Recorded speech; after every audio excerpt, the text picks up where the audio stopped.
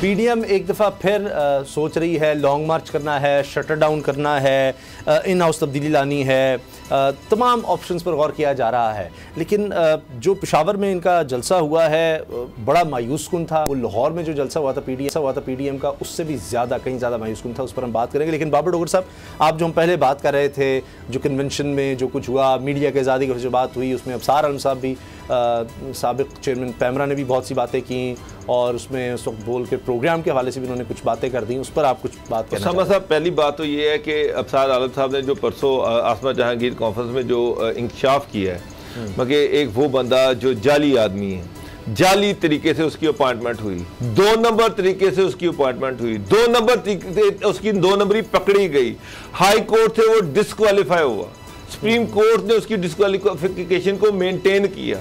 वो बंदा जिसके लिए इश्तिहारात दिए गए, क्या वो मेरिट पे वहां पे लगा था?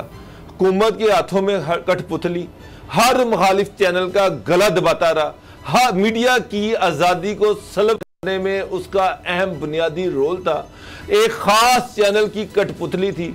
वो बड़ी डिटाई के साथ कल बैठ के कह रहा है कि जनाब मुझे फलाना डीजी आया, उसने मुझे ये कहा, उसके बाद जनाब सुप्रीम कोर्ट के एक जज की बात कर रहा है। तो अगर इतना ही दिलेर था, इतने हिम्मत वाला था, तो उस वक्त बात करता, खुल के बात करता, कहता कि जनाब मुझ पर ये दबाव डाला गया। 3.5 साल किस चक्कर में वो खामोश रहा? मेरा उससे ये सवाल है, क्यों खामोश रहा? ये एक इंतहाई होशी हरकत है, एक मैलिशियस का प्रोपेगेंडा। क्या सबूत है इसके पास जो इन्हें इल्जाम लगाया है? मुझे बताए ना, कोई सबूत दे, कोई चीज ऐसी दे जिसे पता चले कि ये बात ठीक है। कोई चीज नहीं है। और मेरा मतलब यहाँ पर जिसका जो दिल आ रहा है, जो मन में आ रहा है, वो बोल रहा है। आप बात कर रहे हैं नवाज शरीफ की, तो इसकी क्या क्रेडिबिलिटी है? वो तो सर बहुत से लोग, ताउल कासमी साहब भी जिस तरह लगाए पीटीवी में, ये तो साहब ये तो एक चैनल का और हुकूमत के कठपुतली था। जितना नुकसान इसने बंदे ने मीडिया को पहुंचाया, किसी और बंदे ने नुकसान पहुंचाया नहीं। और वो कितनी बेशर्मी से कह रहा है, जनाब मैं तो इस बंदे को बैन करने जा रहा था और मुझे सुप्रीम कोर्ट ने रोका, और सुप्रीम कोर्ट पे उंगलियां उठा रहा है। अच्छा सर, ये सारा सेमिनार ही लगता है इसी हवाले से था। बहरहाल चूंकि वो देखिए, मैं फिर भी फ्रीडम ऑफ स्पीच के इस हद तक हूँ जी। आपने बोलना चाहते हैं, अगर एक प्राइवेट इवेंट में बोलना चाहते हैं तो उनको रोकना नहीं चाहिए, तो डिस्टॉर्शन नहीं होनी चाहिए, डिसरप्शन नहीं होनी चाहिए। आपने अगर उनको ब्लैकआउट करना है इलेक्ट्रॉनिक मीडिया से, ठीक है, गवर्नमेंट कर सकती है, लेकिन आप उनको प्राइवेट जगह पे बोलने से नहीं रोक सकते। ये मेरा पॉइंट ऑफ व्यू है। लेकिन अफसार आलम साहब, आप जो वहां पे बोल रहे हैं उसका कोई एविडेंस भी तो देना। आपका जो दिल करता है चीफ जस्टिस पे उंगलियां उठाएं। आप खुद जाली अपॉइंटमेंट, खुद जाली अपॉइंटमेंट, 2 नंबर अपॉइंटमेंट, मेरिट की वायलेशन, धज्जियां जिसने उड़ाई हुई है, वो ये बातें करे तो फिर अल्लाह ही हाफिज़। यही मसला है ना सर, वो कहते हैं सबूत नहीं है, लेकिन अब वो इल्जामात आप लगाते रहे, जब तक आप कोर्ट से प्रूव ना करें मसला है। वो कहते हैं इतने हमारे पास सबूत नहीं होते। उंगलियां कहां पे उठा रहा है? चीफ जस्टिस ऑफ पाकिस्तान पे उठा रहा है। औकात अपनी देखे, जो कि खुद डिस्क्वालीफाई हुआ है। अच्छा गुलाम मुर्तज़ा साहब, ये जो पीडीएम का मामला है, इसमें अब हाफिज़ अब्दुल्ला साहब कह रहे हैं जी पेशावर के जलसे को दुरुस्त तरीके से नहीं दिखाया गया। आप चूँकि ब्यूरो चीफ भी हैं, इस्लामाबाद में सब कुछ देख रहे होते हैं, पेशावर में भी शायद कोऑर्डिनेशन, पेशावर में अलग सेटअप है यकीनन बोल का, लेकिन ये हुआ क्या है? इतना नाकाम जलसा, यानी मजाक उड़ रहा था। इससे ज़्यादा उनके रजाकार जो हैं, वो मुझे नाम भूल जाता है वो फोर्स का, तो वो तो मेरे ख्याल है 30,000 तो सिर्फ उनकी तादाद है, लेकिन वहाँ तो बमुश्किल 300 लोग थे। तो ये हुआ क्या है, क्या वजह है? और उसके बाद ये जो पीडीएम की स्टीयरिंग कमेटी का इजलास और उसमें ऑप्शंस पर गौर, पहिया जाम, तो इससे तो सबको धचका लगा है।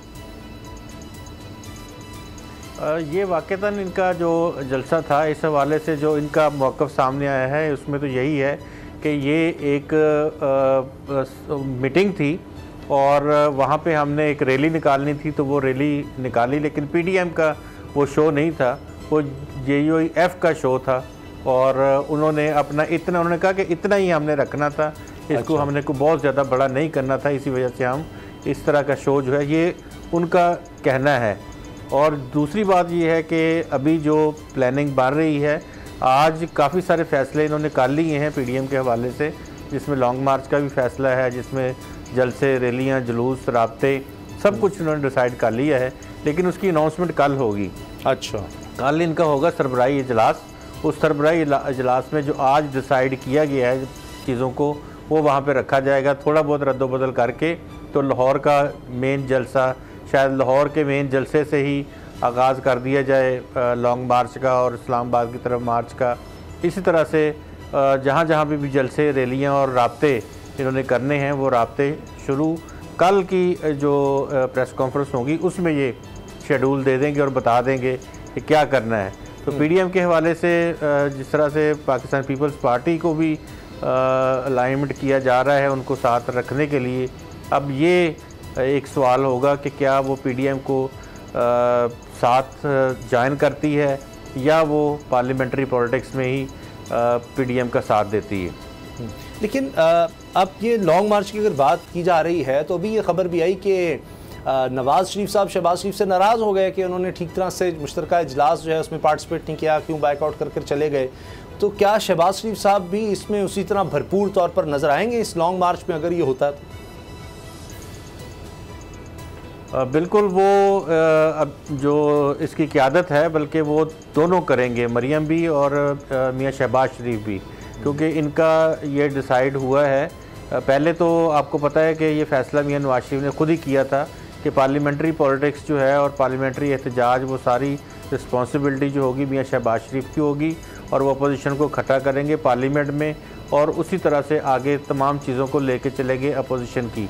और जो बाहर एजिटेशन की पॉलिटिक्स है जिसमें जलसे जुलूस हैं, रैलीज़ हैं और या लॉन्ग मार्च है, इस तरह की जो भी होगा वो मरियम नवाज़ जो हैं वो उसको चेयर करेंगी और मरियम नवाज़ अपनी पार्टी की क़यादत करेंगी।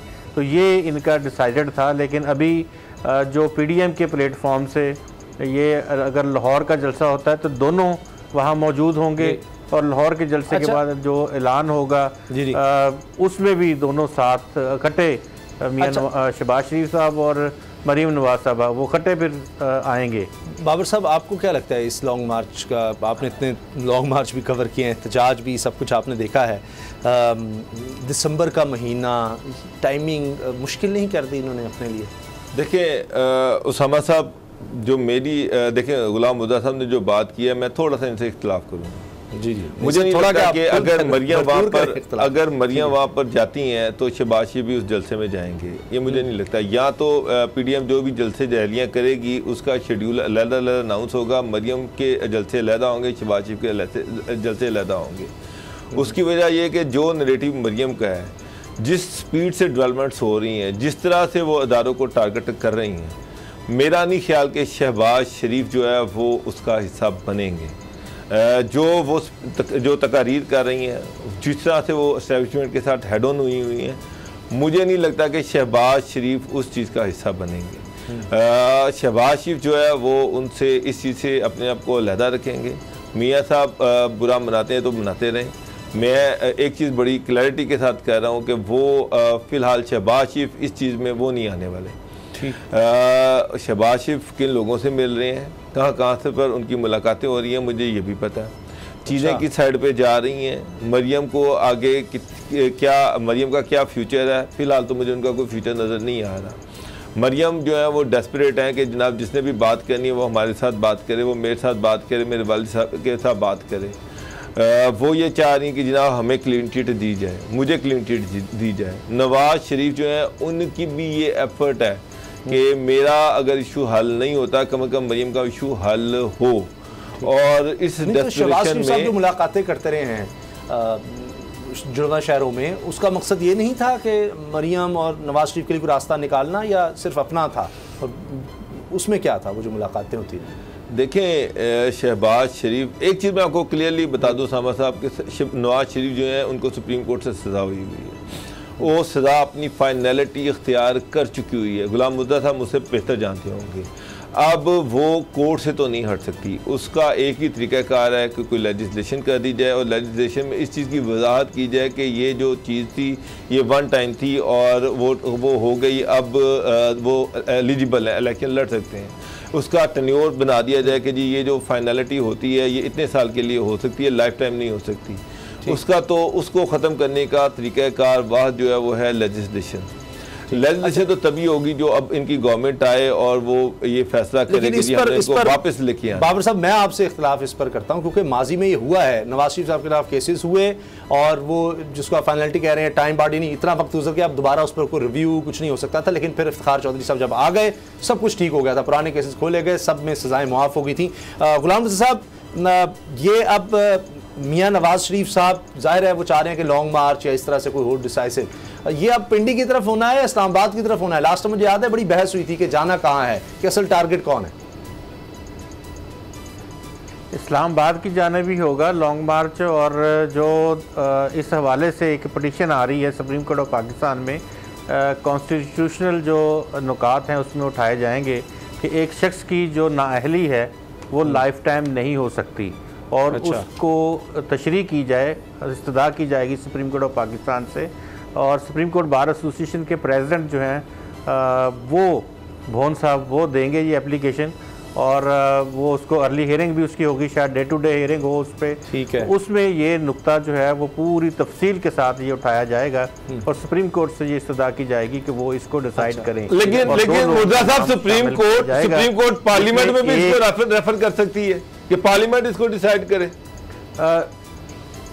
देखिए, पार्लियामेंट जो है वो उन्होंने ये जो लाइफ टाइम है, लाइफ टाइम का सुप्रीम कोर्ट ऑफ पाकिस्तान ने ये किया है।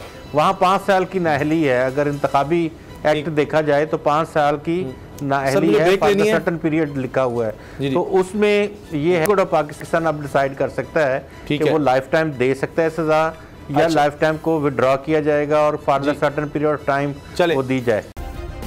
सब्सक्राइब करें और बेल दबाएं ताकि कोई खबर रह न जाए।